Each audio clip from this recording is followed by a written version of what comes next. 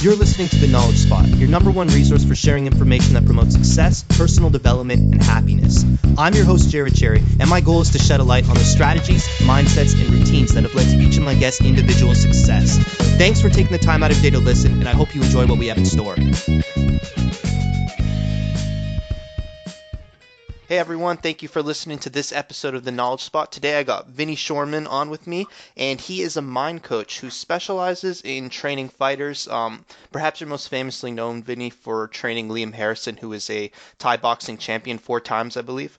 And in the world of MMA, I believe you're training with Ian Mcall right now. Is that correct? Yeah, he's injured, but we've been working with Ian Mcall, Don Shownuff Waters, and a couple of others. Awesome.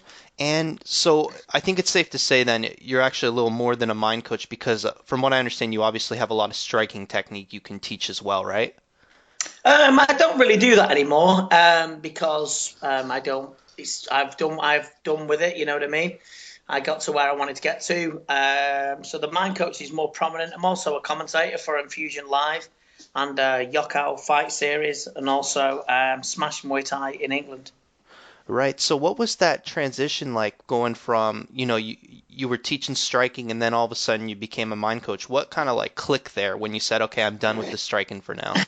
I've trained world champions in Muay Thai and I enjoyed it. But I think it's with everything you find I don't know, my passion went for it in a way, kind of dwindled and didn't really want to do it anymore. So I wasn't giving it enough real focus, So Right. I know you can't do that. If you've got boxers, you have to give 100% focus. And I wasn't giving it focus. It was just the mind coaching was taking my passion away and intriguing me more than Muay Thai was. Although I still love Muay Thai, and kickboxing, etc. I just didn't have the same passion, Gotcha. So just to clarify then, so it's trying to put this in perspective here. So you're teaching Muay Thai and sometime as you're teaching that you discover the stuff about mind coaching that you love and it slowly kind of engulfs the Thai boxing? Yes, I mean it's one of those things that you're drawn to. You find something that you really enjoy. You find because it helped me out personally because I was going through a few personal problems, and it started to really resonate with me. I found that I've never been shy of speaking to people, so it resonated with that. It resonated with me, and it just took me on a journey, which I'm very, very thankful it did. And if you don't want to get into any details with this, that's completely fine. But I am curious, would you be willing to share what personal struggles the mind coaching helped you with, perhaps for other listeners who may be experiencing the same thing? I was drinking lots of alcohol. I was participating in dancing powder. I was being, what's the word? I was being a bit of a dick, to be fair. Just going through a breakup of a relationship. There was a lot of things going on. There was a lot of personal problems going on. And I was rebelling as I was younger then. I was rebelling and dealing with it with substances you shouldn't do. It wasn't giving me any clarity, Right. but I was nevertheless still doing it. So, and that's how it got me involved in it. I started to just find a little bit of light at the end of the tunnel. Don't get me wrong, it wasn't all tragic and it was really tough. I'm not pretending I have a tough life or I have ever had a tough life, to be fair. But it wasn't as good as it is now, and so I had to deal with it in a way that I saw fit, and it worked fabulously well. And did you like actively go searching for mind coaching, or was it just something you kind of stumbled upon and boom, it clicked? I believe everything happens for a reason. I know it's an old cliche, but I had a friend who I trained, a guy called Kevin Harper, who won 2 world titles, Muay Thai. He's got his own gym in England now called Majestic. And he was telling me about a fella he knew called Keith Mayer, who's a still a good friend of mine. And he was doing a seminar. So I went to his seminar. I really enjoyed it. I felt great. I didn't know why. I couldn't really put my finger on it, but it just gave me that leg up, if you will, to get where I wanted to be. And then Keith started recommending books and stuff, and I started reading. I read the Your Erroneous Zones by Dr. Wayne Dyer, who sadly passed away this week. Great guy he was. And and I just started reading and researching, and then that was it. Then I came embroiled in it, and it's took me with it. Was there like one specific piece of advice or technique that really like, blew your mind and you went, okay, this stuff's working? Is there like one specific thing you can pinpoint? No, there's been so many eureka moments in this journey that I have, that I still am on, that it's never ending. There's been so many that I would probably bore the listeners with all the things that we would go on about. But Not at all, man. fair, I mean, I've been on the Joe Rogan Experience, which is crazy. There's some big things in the pipeline coming for 2016. There's been loads of things. There's been loads of pivotal moments. With Liam Harrison when he fought Anawat, Kiao Samlit was a big moment for me when he was triumphant there, when we did some hypnosis before that. Right. Many, many, many other things that nothing to do with the sport, just to do with people's outlooks in life. It's been a tremendous, tremendous journey. I'm extremely pleased that I found it, and I'm extremely grateful too. And I want to give a quick shout out to that Joe Rogan episode, because that was great. That's actually how I discovered you. It was an awesome episode. Oh, thank you. Yeah, and if listeners haven't seen it, go check it out. Oh, thank you. It's edition 662. But what was so interesting? This is how it works. If I'd have failed on the Joe Rogan Experience, if I'd have not been able to put Joe in a hypnotic trance, and show him the benefits of hypnosis at that particular time, it would have been very, very difficult for me to continue, because Joe's the type of guy that say, well, it works for me, it doesn't work for me, and it might work for you, but a lot of people say it's bullshit. And so I was like, all these scenarios are going on in my head, but I trust in what I've been shown by my teacher, Colin Mcall, and various others, and it was a very, very nerve-wracking time, but through the training and through the skills that I was managed to acquire through study and arduous study, it came off very well. That's great. And yeah, it definitely did. Like I said, it was an amazing episode. Thank you very much. No problem. And I'm assuming that when you tell potential clients what your title is, so let's say mind coach, I'm assuming that a lot of them will come across with that same kind of attitude where, I don't know. You know what I mean? Like, I imagine that's the common answer you're getting, right? No, because a lot of people now have like researched me. I don't sell myself; they come to me. At the beginning, it was interesting when people were kind of skeptical about it, and to be honest, Liam Harrison was. Right. Very skeptical. But now he doesn't fight without doing it with me. So, I mean, hypnosis, there's nothing, none of connotations of other activity going on. But and he's just been, for me, people come to me now, which is highly exciting for me. Right. But at the beginning, initially, because in fighting sports, in combat sports, we're all men and fuck them and blah, blah, blah. Excuse my French. No worries. I can't think of any other words. But it's like, when they say all this and, I don't care, and blah, blah, blah. And really, they need to deal with that sort of fear that can be nerves that can manifest in fighting sports. It's a very, very hard life to lead, And For sure, yeah. And you just have to gain clarity, gain calmness, know that it's a martial art, learn that there's ways of calming yourself down, and the effects and the outcomes can be astronomical. It really can. Right, and for listeners who maybe they're going, I don't quite understand what a mind coach does. You named a few things there, Okay. Clarity, calmness, and that you mentioned self-control earlier. Is there any other major effects that you would claim mind coaching can help lead to? It puts you on the path of success. You'll end up modeling success. People that have been successful in the sport or the chosen art or life or whatever, you model that. You learn from the best. You learn that what works for people can also work for you. Although that everyone's an individual, nevertheless, you can still learn the techniques to get you where you want to get where you want to get.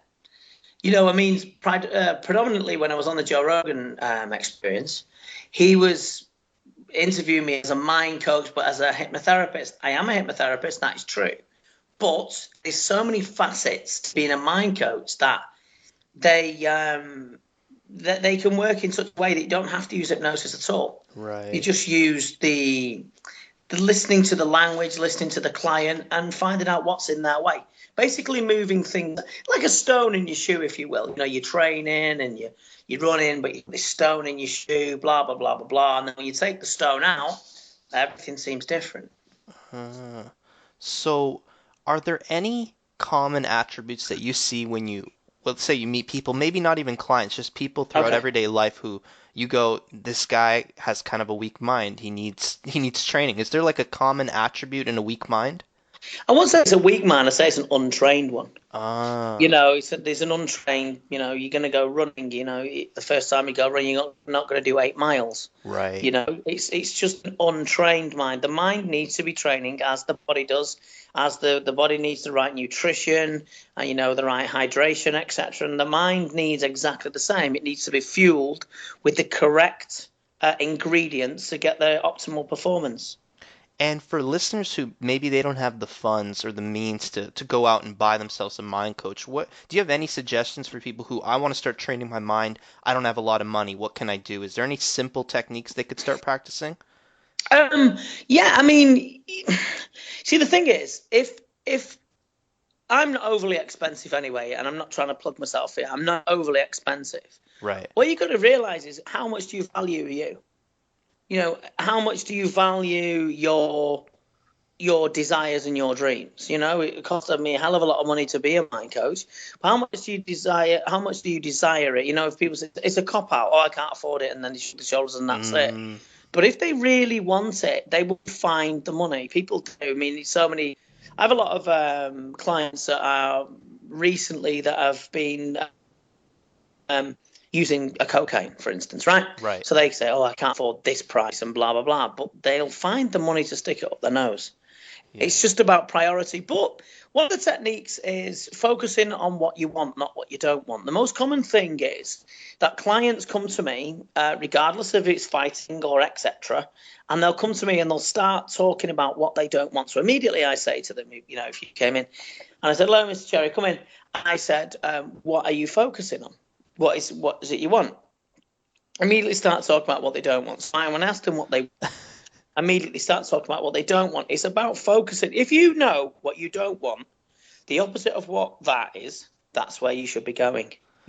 Right. That's really interesting. So you think, or you find that most people with the untrained mind, it's almost like they don't really know what they want. Like they're not sure of it. That's interesting. It's really interesting because they short circuit. So you say, what do you want? And they look at you with this glazed look. And you cut out for their Vinny. Sorry. If you imagine, sorry? You cut out for a second there. You said glazed look and then what? Yeah, they have a glazed look across the face. And you imagine Homer Simpson. Right. When you see Homer Simpson just stood there and then you can see him drift off and something's going on in his mind where he's dancing around eating candy from a candy tree or whatever, or there's a monkey running around in his mind. It's exactly that.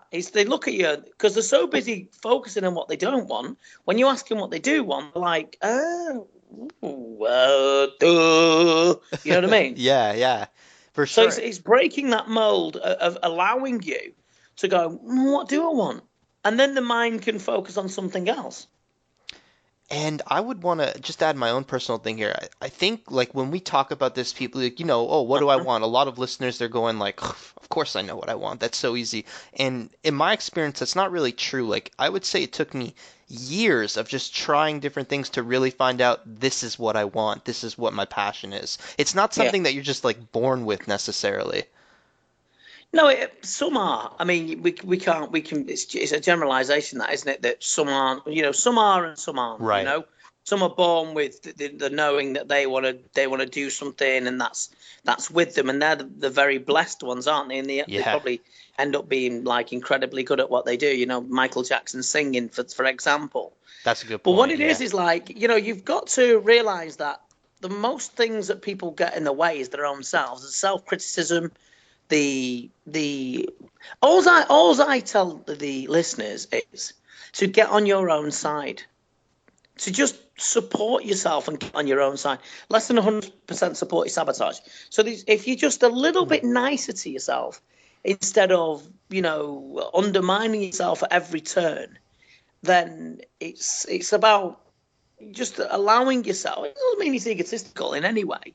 It's just allowing yourself to know that each time you do something, you're better than when you started. Right. It's all about just supporting yourself and helping yourself out. And what about when people do something and maybe right after they did it or as they're doing it or right before they did it, they immediately know, I did the wrong thing. This doesn't support myself in the way that would, help me get to my goal as quick as possible. How do you advise people to circumnavigate that kind of situation where you know you fucked up and you want to fix it? What did you learn from it? So you actually ask, what did you learn from it? Does that serve you? So if you're doing something over and over again, serving you, is it working for you? You find out if there's a secondary gain from it.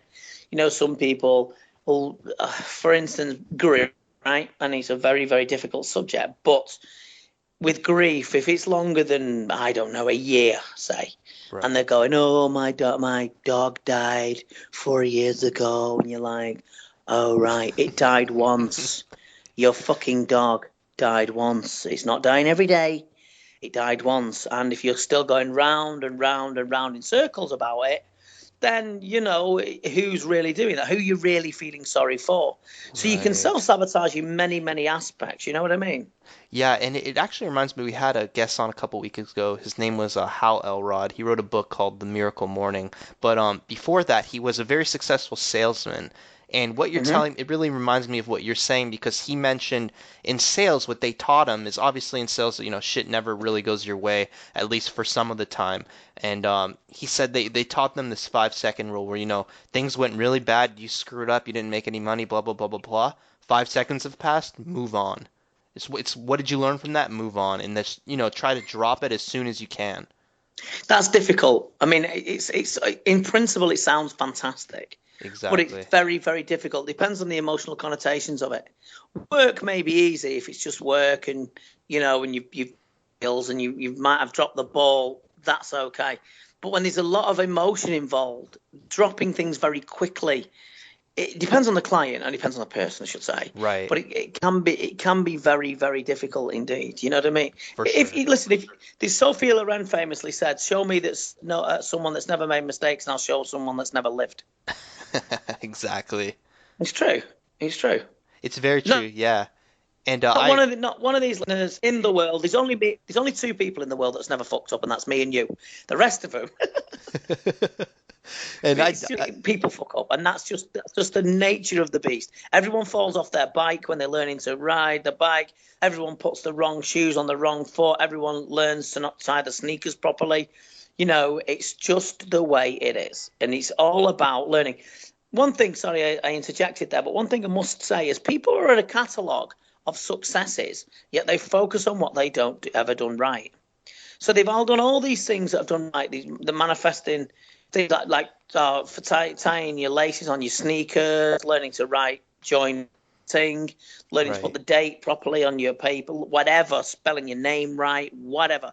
We've all done things that are triumphant, but they were an enigma to us once.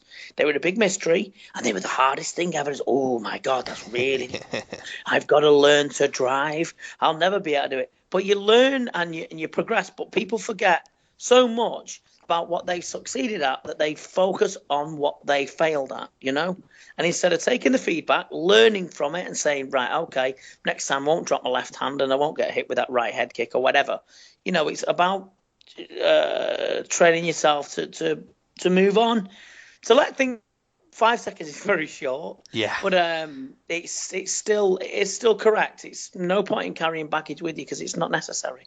Exactly. I agree with you. The 5 seconds, maybe it's a slight exaggeration, and it's like you said, it's definitely dependent on the the specifics of the situation. But just as you're saying, it's all about taking that negative experience and making something out of it, making it have its use. And Yeah, you have to learn from stuff. exactly. We do learn from stuff. 5 second rule works very, very well when you're rolling in jiu-jitsu. When you've got that time to have that little bit of time when you can put things together. Do you know Right. what I mean? Yeah, so I'm wondering then, what about for people who they've recognized they've made a mistake, they want to fix it. They're doing all the right things. Let's say they're doing all the right things for 2, 3 months, a long time, like maybe Yeah. not in the big picture, but a long time, and then boom, they screw up again, and they screw up full well knowing I screwed up. Is that Yeah. acceptable? Is it okay that you repeated the same mistake you've already learned from, and for It whatever reason depends. It happened? depends on it depends on what the mistake is. Right. Is Depends there on what but it depends on what the mistake is. is there any major mistake that you would go, that kind of thing you can't repeat? Like, I know it's a difficult Murder. question. Yeah, Oh, exactly. murdered someone again. What am I like? Yeah, Oh, sorry for killing your family. I won't kill your next family. You know, well, there is, yeah, there's certain things, that if you make mistakes, that make mistakes are mistakes. If you're making the choices to make that mistake, then it's not a mistake, it's a choice, right. you know? Yeah, I was trying to think of, it's very obvious when you say it that way, like, yeah, don't commit murder again, don't kill yourself again, things Well, like then, that. yeah. Oh, I've killed myself again. But what it is like, I do make it, I do make it so people understand it.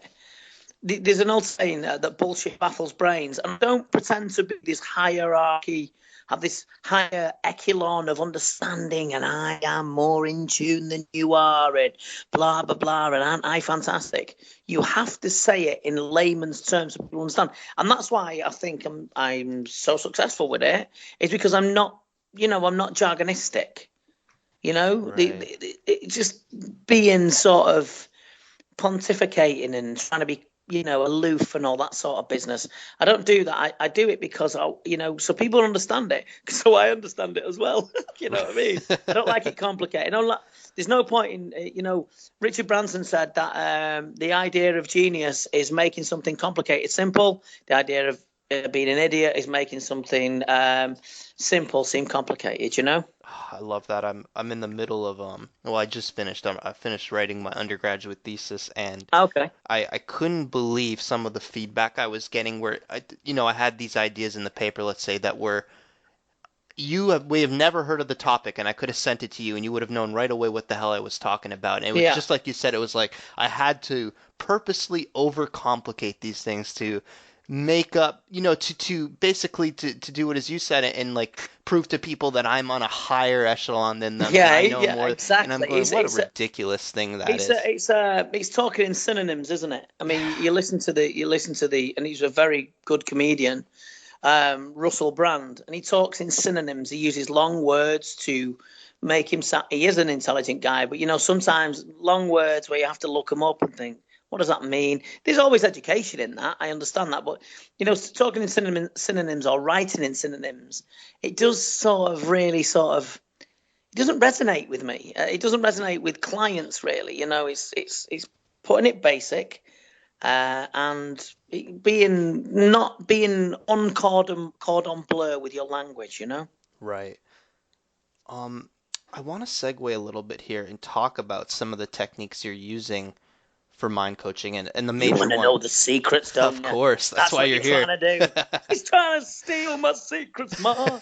No problem. Yeah, but No well, I problem. mean the like I sent in an email, the point of the podcast is basically we're getting people on that, I consider at least to be successful and hoping that they're Okay. willing to share some of their techniques and so No, I far will. so I will good. share whatever I know. I will share. Awesome. Thank you for that. And the first one I want to delve into is hypnotherapy, as you talked about in the Joe Rogan experience. But Okay. I want to frame this topic, give you a little background on my history of hypnotherapy. So about a year and a half ago, Hmm. we have a big show here in Toronto. It's called The X, and it happens once a year, and they bring in a bunch of famous people, and you see them. And I was going with my girlfriend. We had tickets to see this guy called the Amazing Kreskin. Have you heard of him? No. Okay, he's like hypnosis, but from the entertainment point of view, right? And up to Yeah. that point, my I hate it. I well, absolutely hate it.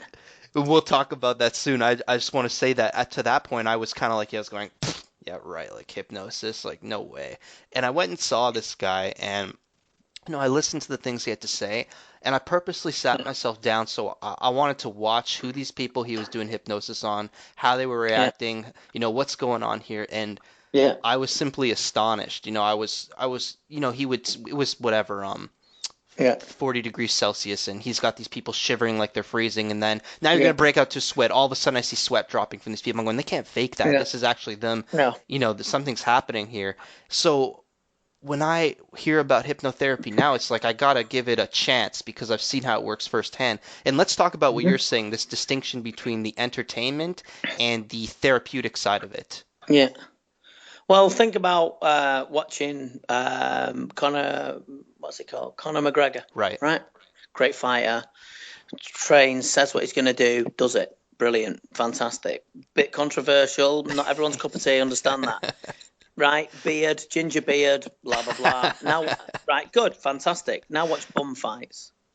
So you watch an alcoholic, down and out man that's got no life at all, that's riddled with the ravishings of drugs and alcohol and the things that, unfortunately for us, and I'm sure for you and for many of the listeners, haven't been inflicted in our lives. That's the difference. So we can watch him and we can appreciate him. We can watch bum fights and think this is ridiculous, this is unfair, it's cruel, and it's pointless. Although the people do volunteer to go over on the stage to volunteer themselves to look proverbially an idiot. What's sad about it for me? And listen, if they want to do it, that's fine. If you want to go, it's free will. But what I see is I see bum fights. I just Yeah. see people that are vulnerable. And, then the hypnotherapist will. I went to a 1-day rapid induction course. I'm not going to mention the hypnotherapist. And I went to it, and he knew who I was, and he was kind of very, very nice to me. And he was doing these techniques where he had a hypnotic gun, he had a hypnotic ball, he was asleep, and he was making people see fairies and all sorts of stuff. What the fuck for? I mean, what's the fucking point in going, oh, you can see fairies, oh, and I'm going to squash them, and they look how upset they are. Why? I mean, really, what the fuck for? And I just thought it was bullshit. It works, and I understand the hypnotic trance. There is uses for rapid inductions and for hypnosis, but I believe that hypnosis, what it was for curing people. With its original thing was Anton Mesmer, who used a stick to put people into trance, and then later on he realized he didn't need a stick, and then it was used very, very well. It was starting to use for surgery until the invention of chloroform. And there was lots and lots of things with it, and I just think it's like these guys you see on YouTube, and they're teaching people how to strike or how to do MMA, and it's just, you look at them and going, what the fuck's going on? There's so many bad therapists out there that they just give themselves this mantle, and then they go on and they fuck around with people's shit. And is there any telltale signs of, let's say one of my listeners decides they're interested in seeing a hypnotherapist, is there anything that they can do to see this guy's bullshit, this guy's legit? No, unfortunately. Yeah. There isn't. If they sell themselves well. I know one really good hypnotherapist, or one very, very good mind coach, know him very well. He's called me. There is some very good ones. If anyone wants to contact me on vinnyshoreman.com, they can either work with me if they want one in their local area. I may be able to suggest that, although it'll take me time to get back to you on it. And I believe a lot of the intentions are good. I believe most hypnotherapists, when they become a clinical hypnotherapist, their intentions are good. But stage hypnosis is all about, look at me. Yes. I mean, I went to this, go on about this hypnotherapist again. He said, I can't be hypnotized. I can't be hypnotized, blah, blah, blah. Yet he'll do it to other people. That's bullshit. Everyone can be hypnotized. So he's like, I can't be hypnotized. And then a few weeks later, he put on one of his pages that how great it was for PTSD, which is post-traumatic stress disorder, and helped him with that. Now, I've got a very, very good memory. So if you're going to say, I can't be hypnotized, but then sell that, oh, it was great for post-traumatic stress disorder, then what are you really telling? You know? Don't get me Exactly. wrong, he was very nice to me, and I'm sure, but it's all about, look at me. I'll click my fingers and look at them, they're asleep. Now, look, I'll do a rapid induction, and you'll never smoke again. Smoking has a lot of connotations around it. There's a lot of emotional drivers to that. I could go on, and I feel like I am, so I'll stop there. No, that's good. And so what I must admit I didn't really know what rapid induction meant. So I'm Yeah. assuming it means like so with these guys with smoking rather these guys are coming in, they're going in one day you'll stop smoking. Is that the idea Yeah, behind it? no, rapid induction is a shock induction. So what they can do, you can see them on there. This on YouTube, and using the right way, they're fantastic. Anything used in the right way is brilliant. Anything, Right. you know, it's like kung fu. Oh, no, kung fu that doesn't work. The right person who does it right, it'll work. You know, Gotcha. jiu-jitsu, some people, BJJ, some people will, if they do it, you're in big trouble. Muay Thai, anything that's done right is very, very effective. Do you understand? Yeah. So it's like, but rapid inductions are just a way of putting somebody under very, very quickly. Instead of the slow way, these different type of hypnotherapists, a very famous one called Dave Elman, who I use. His Elman techniques are very, very good indeed. But it's like putting someone under for just, oh, look, I'm marvelous. And I got a power over the other people. It was never, ever, ever my intention. My intention was to make someone's dark cloud turn sunny. I know it sounds like cliche and he's a hippie, but that's what I genuinely mean. And we always say on this podcast that cliches become cliches for a good reason, at least sometimes.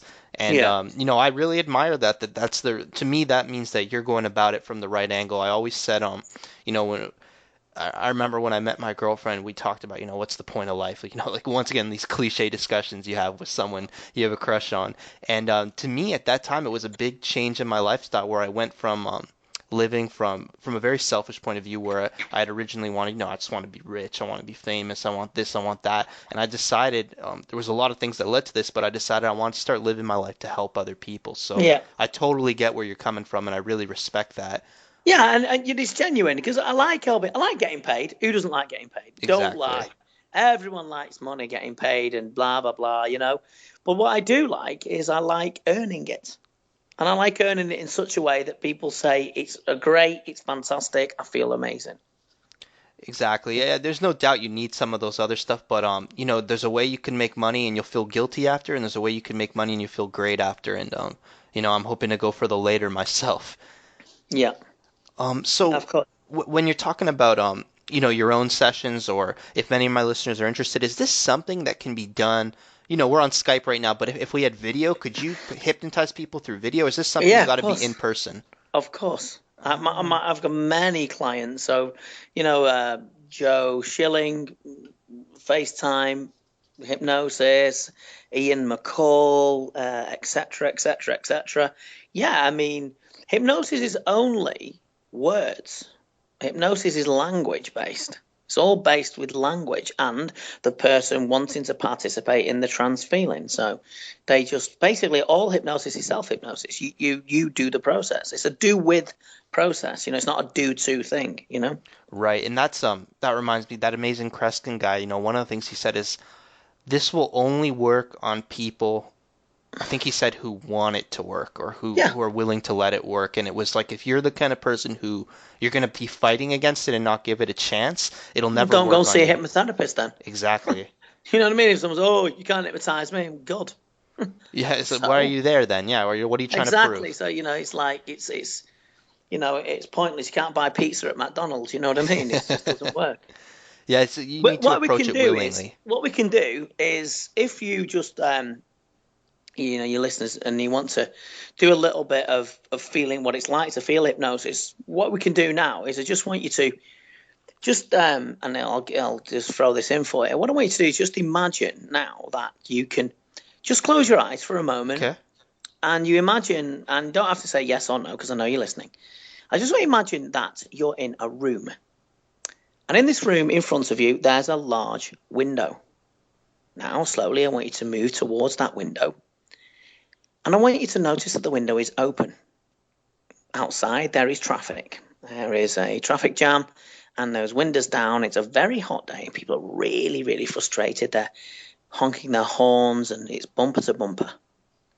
Also, notice there's a school bus with children coming back from school, and they're running around and being noisy as children are. There's a man and woman arguing in the street furiously, really, really going at each other at a very, very high tempo. There's also a large dog barking in the street. The next door neighbour has their windows wide open and they're blaring out really loud music. And also, there's a plane flying overhead, going round and round in circles. Maybe a plane or even a helicopter. And I want you to notice what you notice. Notice the chaos. Notice the feelings that you have around this window and all what's going on. Now I want you to allow yourself to start walking backwards. Easily and effortlessly, just moving yourself further and further away. And as you walk backwards, further and further and further away, so the window becomes smaller and smaller. And as you go really far away from the window, I want you to close the door to the room. And I want you to notice what you can notice now. Notice the calmness. Notice the relaxation. And notice how good that can feel. And notice that you've created that way of just moving away from all the chaos that maybe was going on. And give yourself and your mind, your unconscious mind, a little holiday. And you can open your eyes. Wow. It And give me your bank details.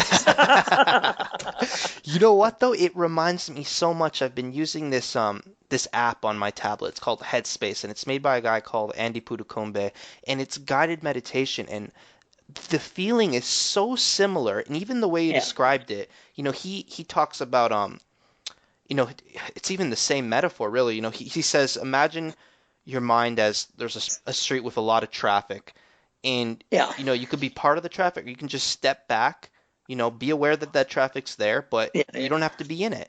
It's disassociation. So you're disassociating yourself from the situation. Then that's all I did is I created the chaos that may be going on, and then you move your way back from it. So you move. It's a submodality. It's a submode. It's an app, if you will, that's going on inside your mind. And when you move away from it and close the door, well, what is there going to be? There's going to be quietness. So it's just moving yourself away from that, detaching yourself emotionally from it. Of course, if there's traffic, there's frustration. Of course, if there's going to be a helicopter or a plane flying over, it's annoying. The music's really loud. There's obviously going to be music that you don't like, because you're not going to imagine music that you like and then say, oh, well, I'll just have a quick dance and watch the traffic, you know. And it's just about disassociating yourself from that. And I love it. It works so well for me. But the major struggle I've been having with that dissociation is, when do I know it's the right time to disassociate, and when do I know it's the right time that I have to engage with this traffic right now? I got to take care of it. I got to be stressed. Is there like any telltale signs that I can just go, right now is not the time, now is the time, or is it just like an instinct, a feeling? In what context? Okay, I'm trying to think of a specific example.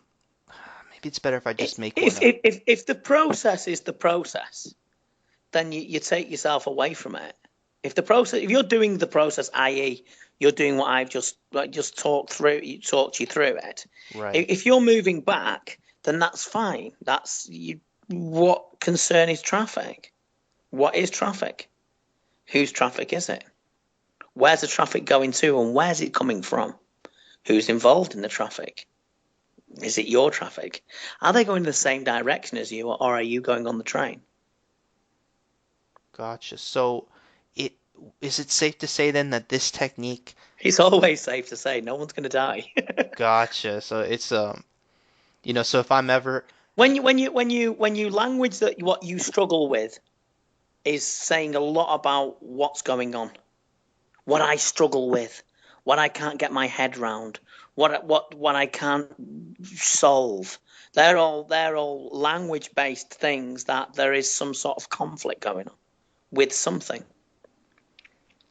Right. And it's about allowing yourself. Here's another one, and I've not told anyone this on a podcast before, so I'm going to tell you. Awesome. It's called the hot dog. It's called the hot dog analogy, right? Okay. So, a thought, a negative thought. Let's take fear, right? Okay. So fear is a thought. You agree? Yes. Good. So you think of a hot dog, right? You think of a really nice bun. You see the lovely pink brown hot dog steaming. It's got ketchup on it. It's got mustard on it. It's got some onions, and you can smell that smell of a fresh, hot dog in your hand. When you think about that now, and you think about what a hot dog is actually made of, hot dogs basically are made of shit. So if you ingest a hot dog, you are fucking poisoning yourself. I mean, they are nice. I'm not saying I'm partial to one, but I don't eat them very often. If you eat them very often, they're going to cause you all sorts of ill health. You leave a hot dog in the road without any sort of animals eating it, they'll probably stay there and it'll be the same shape, and it's that much preservatives, it'll last for 20 years, 30 years, whatever, might last eternity. Wow. So when you dissect a hot dog of what a hot dog actually is, what the ingredients to it, what it's really made of, it has to change in its essence. So you have to really sort of, I don't really want to eat that because I'm an athlete or whatever, I'm trying to lose weight, or it's not really palatable, you've seen how it's made. It'd make you feel sick and you wouldn't partake in it. It's the same with a thought. When you actually think about the basis of a thought, thinking, well, what am I really scared of? And does that really work for me? And is that really true? So when you ask it if it's true, has it got any basis? Like I just said, where's the traffic going? Where's it going to? Is it your traffic? Is it cars that have traffic? Is it boat traffic? You know what I mean? It's about actually asking what it really is. When you ask what it really is, and then you find out the essence of what it really is, then it has to be something else. So why is it then that maybe you don't have the answer to this? I realize it's a difficult question, but why is it then I have that the answers to everything. I am the next coming. and that's why you're on here. And so why is it then that as humans we're constantly almost tricking ourselves or maybe not seeing things for what they fully are? Is this just something we have to practice? Well, because there's that many things that are going on. We have millions and millions of bits of information that are bombarded us constantly through the day, constantly all the time. We have many, many things to cope with. Do you know what I mean? So, sometimes we get overwhelmed with stuff.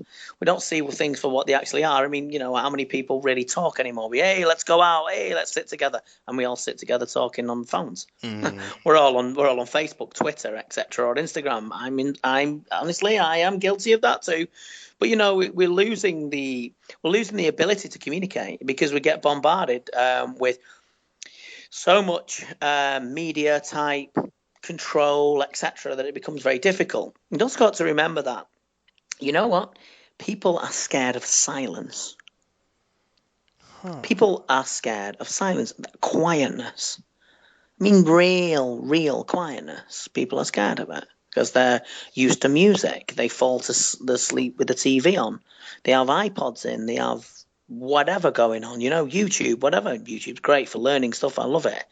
I'm always on YouTube. But it's because they're bombarded constantly with so many exterior going into the interior mind of stuff that it becomes chaos when we just need to be. And believe me, I'm not a Buddhist or anything like that, and I don't meditate. But I'm not saying it doesn't work. I don't. I've got a fantastic way of meditating. It's called Arkham Knight on the Xbox One. Brilliant. I am Batman quite often, but I'm the worst Batman ever. But nevertheless, it's about having quietness. And it's about having just recognizing thoughts and thinking and hot dogging them. So have a look at the ingredients of it. Is it really true? And you come up to a conclusion. And I love how you said that a lot of people are scared of it because it reminds me of when I first started stumbling upon these techniques and these ideas that were really quite alien to me, um, I wasn't just scared of the silence. I wasn't just scared of the anticipation of the silence. I Yeah. was even more scared when I finally felt the silence in my mind. And Yeah. why I was scared is because I realized how much shit was wrong with me.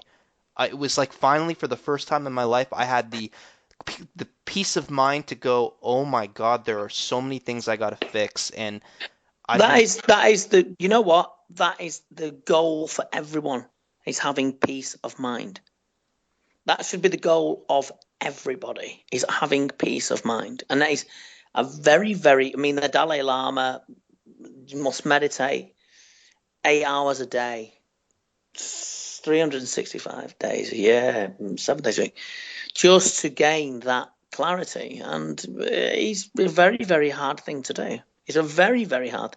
Clear your mind, and like the yogic people say, breathe and clear your mind. It is very, very difficult. But I'm sure some people have achieved it. I haven't personally, but I like my mind being filled with stuff because I enjoy it. right. And it's like I'm nosy. sorry to I'm interrupt. nosy. Go on. I was Sorry. gonna say I feel like there's a time and place for both. There's a time when you need that kind of clear mind for whatever reason. There's a time where the cluttered mind, like you said, it's fun. Yeah, It's a confusion time. brings clarity. Yeah. Confusion brings clarity. It brings conclusions. Do you know what I mean? In hypnosis, it's discombobulation, and it's there is a confusion around it, but out of confusion becomes learning. It's just the way it is. It's like you need a problem to find a solution. We're always going to have problems. No one walks on water, and we're always going to have them. It's how we deal with them that makes us different. That's the be all and end all. It's how we deal with them. And when we say that there's always going to be problems, there's no one that ever walks on water. Have you ever met someone who maybe they've never heard of the term mind coach or hypnosis or meditation, but Hmm.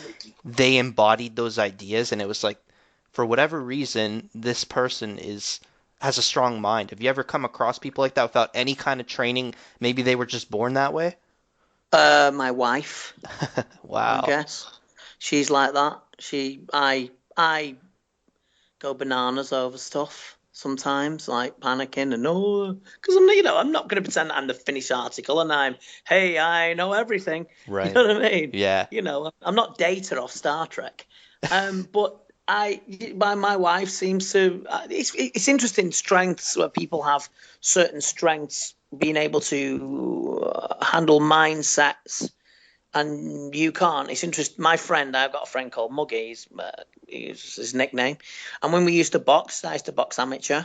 I'd be panicking and all sorts of scenarios going in my head. The opponent would be like 500 times bigger than me because that's the way you think. Oh my God, he's fucking massive. Yet he would go to sleep in the changing rooms before, and I was, how the fuck do you do that? How do you do that? How can you sleep when it's potentially the world is going to end? He could do that. I mean, people have certain strengths and certain ways of doing stuff, and it's down to their natural gifts. It's also down to what happens in their life that molds them the way they are. I've never known anyone to, uh, without real. My wife did some NLP and stuff, so she does know. I've never known anyone that can just, without real training, have some sort of training. I mean, do you know anyone that can do jujitsu without learning jujitsu? No. Exactly. Yeah. So it's exactly the same. This is about training. Athletes should have a mind coach, and they should have the very best, which is me. No, they should have a mind coach, seriously, because you know what? It's something you can't say in the locker rooms, like you can't say to your coach. Your coach is, yeah, and he's fought, and you think, I'm scared. I'm genuinely scared. And the coach, hey, don't worry, and pat you on the back. Don't worry about it. You'll be fine. Oh, oh, yeah, I'm not worried now. Yeah. Thanks. And then you've got to Exactly. go home and cry. And I would, You got to go home yeah. on the bus and cry all the way home. Eh, It's, yeah, it's, for it's sure. about gaining a mind coach.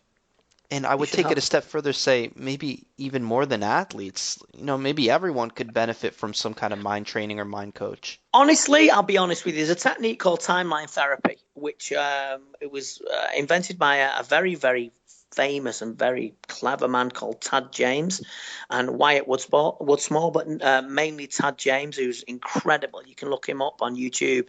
Fantastic guy, great trainer. And also the techniques have been taught to me by my teacher, Colin Mcall from lifetrainingsystems.com. Who's doing a series of mind coaching. If you want to become a mind coach or learn the techniques, he does a very reasonable price of learning to do that. I don't teach mind coaching. I just have clients. Right. But timeline therapy, honestly, honestly, I believe every single person on the planet should experience it. No Could you doubt.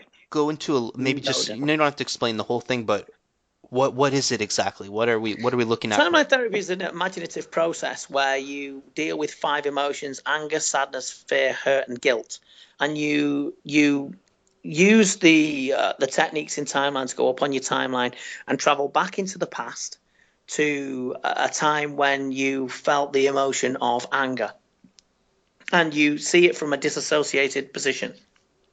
So you view it, what's going on. Then you gain clarity from your conscious to your unconscious, and then you're really fascinated by this, aren't you? I can tell. I can feel that coming from the phone, and you're in America and I'm in England. And and what you do is you experience clarity, and then you gain more insight into yourself and what's going on, and yeah, it's fantastic, very, very powerful, That sounds great. And very you're on the powerful. dot when you say I'm intrigued by it. Just one correction, Canada, Toronto, not America. Sorry. No I was big going to deal, say but you all sound the same then, but that doesn't go down well, does it? You what? I'm only saying that because you can't strangle me. no, trust me, I don't think I could even if we were face to face. But You uh, find me, you will never find me. I think the reason, at least I know the reason why I myself am so intrigued by this, and I think a lot of Hmm. listeners as well as It gave Joe Schilling massive insight. He was sorry to interrupt you again. If you look at the Joe Rogan with Joe Schilling, and he mentions about death, and he talks about the death of his dad, and we did some timeline therapy, and his whole imagery, his whole feelings towards his father, who was, I don't know what went on, but it wasn't palatable at the time. It changed the whole scenario of it. So when Joe he seen his dad in a different light. He became a different person, and sadly, Joe's dad passed away not long after that. But it gave Joe that time with his dad to actually see his dad for what he really was, which was fabulous for me. exactly. It's just like like as I was saying, I feel like so many things have happened in all of our lives that we never truly dissected or understood fully and realized the consequences or the benefits from. And I think it's so valuable for people to go back and look at these things, look at the things you've done and see what you can learn from them. Yeah, but there's also that some things are just the way they are. Definitely. There's a great saying. I've got it on my arm in Hebrew.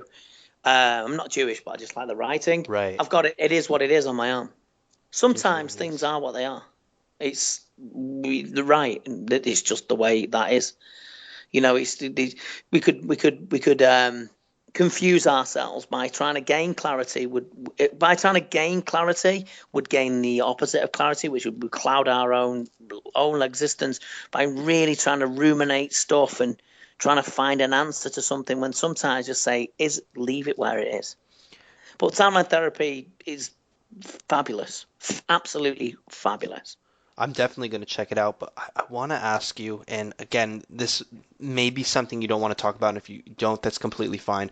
I'm Right? very interested by what you're saying about this. That is what it is, because you work with athletes who they might want to be the pound for pound best person at beating someone else up. And have you Yeah, ever come across an athlete who you went, it is what it is, you're never going to be a champ. loads. More than Yeah.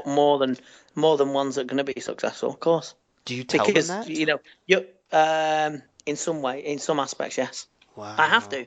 I'm not. I'm not a liar. I can't be. I can't do this job and not be truthful. I've done it where I've said go to another gym. The Right. people that are at a gym there, I think this guy. And I've done Muay Thai 30 years. I know who's good and who's not. I know, because if someone has a successful gym, then they're good. It's not hard to do, is it? Really, you know what I mean? It's not Definitely. difficult. If they're busy, then they're good. If they are churning out fighters like, for instance, Liam Harrison or many other gyms, a Badco or Frankie Udders or Majestic Gym, Super Gym that I used to be mine. If they're churning out good fighters, then that's the evidence. It's tangible evidence. You can go and see one of them fighters, speak to them, and they're successful. But some people, no. Some people, especially for young men, especially for men that want to prove themselves to be a man, to want to prove themselves to be, I'm one of the blokes, and I'm tough, and I can do it, and really they're going against the grain of who they naturally are, and people get found out. If people do get found out, some aren't cut out to do it. I mean, I believe I probably wasn't, but I did want to be the kid that they said, oh, don't fuck with him, type of thing. I wanted to Mm. do that, and you learn that in time. You learn that in time to proverbially let go of it. But yeah, of course, I've told people that, you know, maybe should do something else. It's not right if to say if you're a 50-year-old white man, you're never going to be a 27-year-old black basketball player, are you? Right. Do you know what I mean? And I'm not racist in any way, shape, or form. I was just using that as an example. Yeah. That some things aren't just not for you. You know. How do you find, I guess it depends on the person, but is there a tendency for people to react a certain way to hearing, like, yeah, you I can't do put it this? I put it in I put it in such a way that it seems like they already understand it. If I can feel it and know it off them, they already know it anyway. Yeah, They're that's giving so that true. away. Of Right. course they are. They're giving it away. I mean, let's take for Liam Harrison, for instance. I would know, well, Liam, you can't really fight. That would be a lie. I mean, you can feel it off Liam. Liam crackles that sort of, not violent, but he crackles that, if you will, testosterone. Testosterone. You can feel it off him. You can feel it off Joe. You can feel it off Ian. You can feel it off Jordan. Jordan Watson. You become experienced in knowing. Do you know what I mean? You can Yes, feel it off them. You can feel that intent. When someone's feeling themselves, who am I to? They get hurt. It's dangerous. It's definitely. dangerous. Yeah, and you don't want to put them in a place of danger. And No. it's great that you're saying that, it's exactly like you said. You're telling Liam Harrison you're not going to fight. Deep down, he knows that you're full of shit. If you tell Yeah. someone else they can't fight, and deep down they already know, yeah, he's probably right. It's so They already. important. They don't. If they've already. No Sorry to problem, no interrupt you problem. again. They've already told you. I mean, 55% of communication is non-verbal. You'll know. You can see this glazed look in there. I remember this kid wanting to fight. I want to fight. I want to fight. Great in the gym. On the way to the show, when he was fighting, I was looking at him. You all right? And I kept saying it to him all the way down. It's the M62, which is a motorway. It's about 70 miles, and all these are going, you all right? You all right? And he had this glazed look over his eyes. Yeah, I'm great. Yeah, I'm not nervous or Mm, anything. And he got stopped in the first round. You can see it in the face that they're just, and it's called sensory acuity. So I'm aware of it. Do you understand? So I understand it and know, and it's just the way it is. We're not all. If we were everyone will walk around with a world championship belt. If we're all world champions, that's not the idea, is it? The idea is if you're a world champion, you've earned it, and that's what you're meant to do. No one's an accidental world champion, are they? No one fell over and knocked Buster Douglas out, or no one fell definitely. over and beat Anderson Silva. They were beaten by people that wanted to go in there and win. People who were, in some way or another maybe meant for it. And I want to say too, that kid you're talking about, all the power to him for trying these things. Because like we talked about earlier in the podcast, it's not necessarily you're born knowing this is what I'm good at, this is what I'm not good at. You really do have to try in a lot of Yeah, cases. I mean, and it's up to the person to experience that. So I'm not put people off an experience of that. But, for instance, someone going to fight someone that's a massively high level and they're not, and their coach is like, well, you can do it. And because the coach wants to, if they win, it'll make me look great. I recognize that because, I just know it. You know what I'm saying? But it's like, I wouldn't put anyone, if they're going to do a C class or a B class fight and they want some confidence, of course. But when they're really in a mess, you have to ask, why are you doing it? And is it really you? Is that really what you want to do? And they'll come to the conclusion themselves. You're not responsible for them. You're responsible to them. People will make their own choices. So, Exactly. I did a seminar once, and the coach rung me a few days later, and he said, "Oh, they didn't like what you said." And I went, "What's that?" He said, "Well, you said that everyone couldn't be a champion." I said, "They can't. It's just the truth. Everyone can't be a champion. It's true. That's why it's called a champion, is it not? We can gain a massive amount of self-respect, self-confidence, learn to kill phobias, do this, do that, and learn to things beyond their wildest dreams. But champions are called champions for a reason. They don't give world championships, or well, they do actually, don't they? Some really bad organisations. I've got 15. No, but they don't. They don't give them away, do they? Not at all. And we had Bas Rutten on earlier, and he's going, not exactly what you're saying. Not everyone's meant to be a champion, but you can still be that guy. I'm trying to think of his name. It doesn't matter. You can still be that guy who every single fight he went in, he may not have won them all, but he fought like a true warrior. He gave it his all. He was entertaining, and people love him. He's not a champion. He made good money. People like him. He has respect, and yeah, he never won a belt, but who cares? Exactly. But he's still got that heart. He's still got that determination, that dogged determination that you can feel off them. Some people are just genuinely trying to go against the grain because they feel that it'd make the dick bigger. I don't know, whatever. Do you know what I mean? But Right. some people shouldn't do it because the idea. It's very romantic, isn't it? I mean, you think about it's romantic, yeah. And I go in there and there's blood and there's guts and there's snot, and then they come out in the final round and this coach is screaming at me and the bells go in the final seconds and I'm losing on points, got a broken rib, and I pull out this left hook, whack, and it puts the champion down for the count. And I'm totally out, and like I just fall back on my knees and think about my dead mum. I mean, it's great, and it's all very Jake Gyllenhaal, but it's in reality that's quite rare, isn't it? For sure. Quite rare. I mean, you go out there, you're tired, the champion beats the shit out of you, and you cry about your dead family. Exactly. I've murdered earlier. If you was listening earlier, I probably have murdered them because I'm a serial killer. And I want to say this, I know a lot of my listeners, I'm going to get emails saying, I'm trying these things out.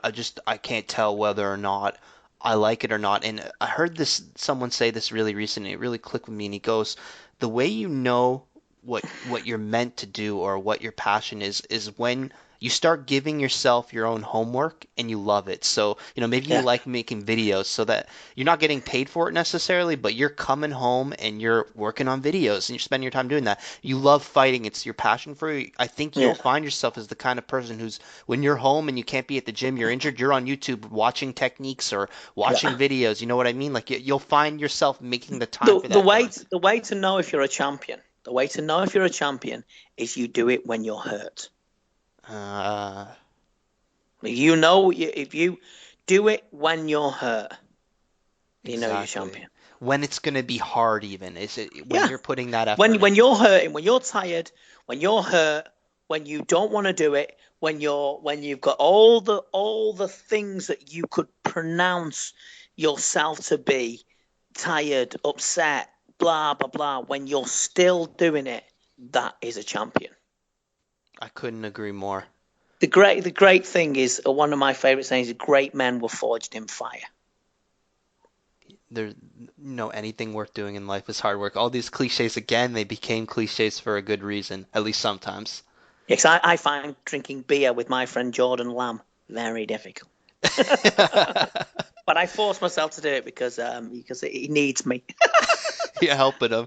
Helping him. Vinny, I don't want to keep you any longer. I know you're a busy problem. man. I really enjoyed it. Fantastic. I really enjoyed it. My favorite podcast. It's been brilliant. Oh, thank you so much, man. I can't tell you how much that means. I'm so excited that It we've been means a trying lot to to get me. this together, and yeah, it proved definitely worth it. I'm so Oh, happy you thank you. You enjoyed know it. what? Listen, just thank the viewers. I say that.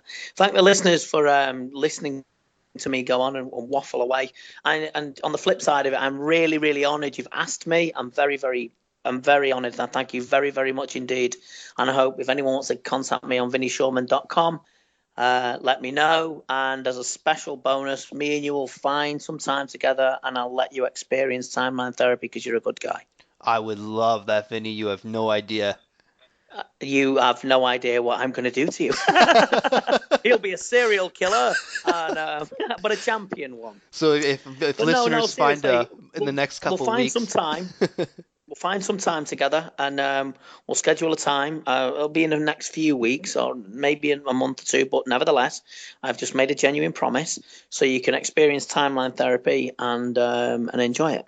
I can't wait. And you know what we'll do is I'm gonna make it a blog thing, so listeners who have heard this thing, you can see my progress, you can see my thoughts on this, and I'm excited, Vinny.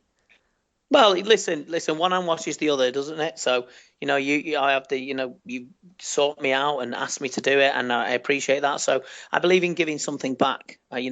Nothing in life for free. And if you can help someone out, even if you tell them the truth, at least you're helping them out. Right, right. Thank you Okay, sir. again, Vinny. Just one last thing, VinnyShoreman.com. Any Twitter, Facebook they can find you on too? Vinny Showtime 69. I will give you the reason why it's Showtime 69, not porn. Vinny Showtime 69. Vinny is my name. Showtime was a show I used to work for. Was a kickboxing show. It was bought out by Glory, and 69 was the year I was born, I knew it. 1969. So there's no film. You can also get me on Facebook and on Instagram under Vinny Shoreman. Thank you again so much, Vinny. You have a great day, and I'll be in contact with you. You take good care, my friend. Thanks very much. Okay, have a good one. Bye. That's it for today's episode. If you guys like what you heard, follow us on Twitter at _thekspot.net, search for The Knowledge Spot on Facebook or SoundCloud, or check us out at www.thekspot.net. Lastly, if you guys have any questions for me, I plan on doing my own personal Q&A sessions through YouTube, so email me at contact@thekspot.net.